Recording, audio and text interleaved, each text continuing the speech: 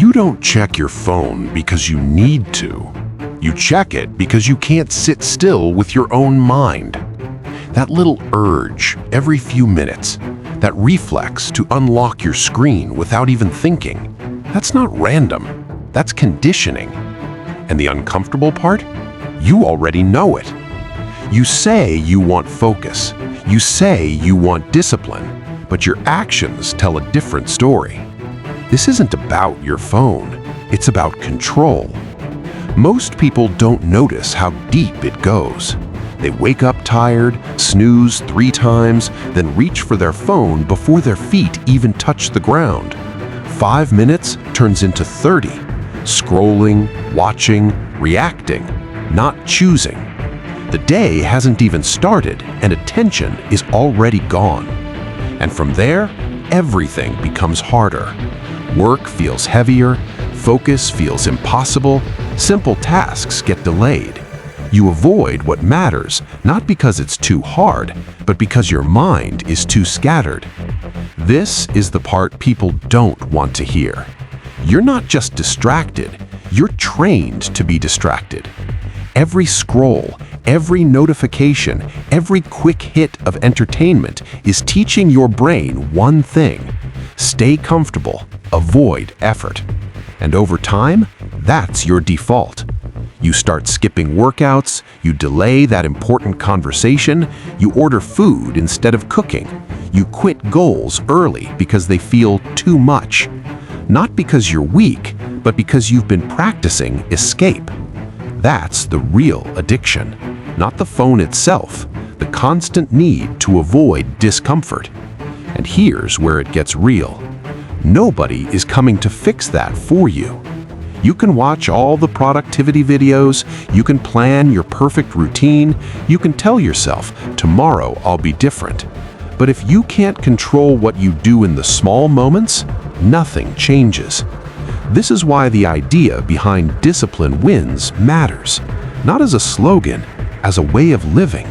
Because discipline isn't built in big decisions, it's built in the quiet ones.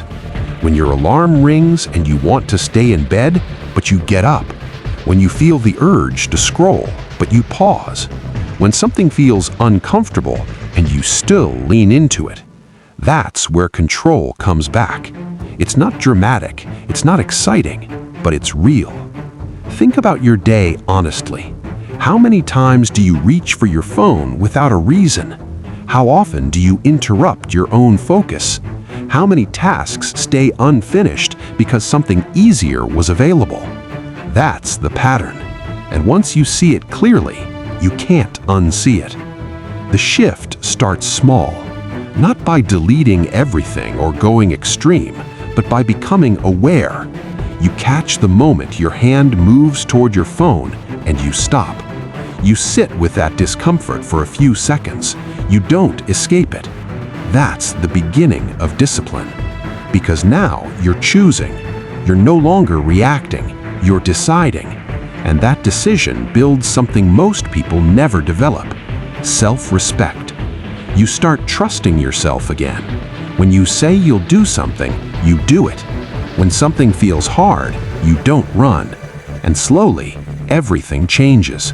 Your focus improves, your energy stabilizes, your actions start matching your intentions. Not perfectly, but consistently. That's enough.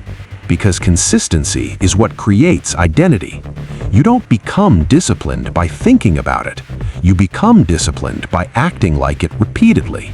Even when it's boring, even when no one is watching, even when your phone is right there, waiting. This isn't about removing your phone from your life. It's about removing its control over you. And that only happens when you take responsibility.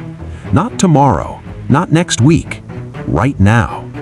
The next time you feel that urge, notice it. Pause. Decide. Because in that small moment, you're either strengthening your habits or breaking them. And over time, those moments define everything. Discipline isn't something you find, it's something you practice every day. Because in the end, discipline is a daily choice, and ownership shapes your destiny.